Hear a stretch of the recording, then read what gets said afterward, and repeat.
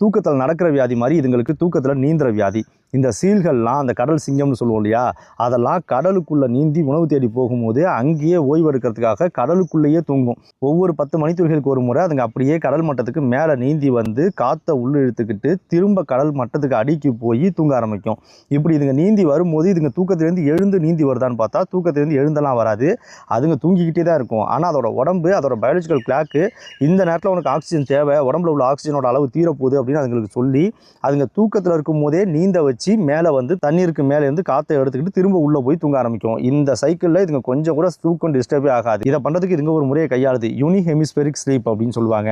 அதாவது பாதி மூளையை மட்டும் தூக்கத்தில் வச்சுட்டு மீதி மூளையை விழிப்பு நிலையில் வச்சுக்கிறது. இதை பண்ணுறது மூலமாக அந்த விழிப்பு நிலையில் இருக்க ஒரு சைடு மூளை தண்ணீருக்கு அடியில் அதுங்களுக்கு எப்போ காற்று தேவைப்படுது அப்படின்றத சொல்லி அதுங்களை தூக்கத்திலேயே பாதி மூளை தூங்கிக்கிட்டு இருக்கும் போதே மீதி மூளை அதை செயல்பாட்டில் கொண்டு வந்து நீந்தி காற்று எடுத்துக்கிறதுக்கு உதவுது. ஹார்பர் சீல்னு ஒன்று இருக்குது. அது இப்படி தண்ணிக்குள்ளே போய் தூங்கும் போது தண்ணி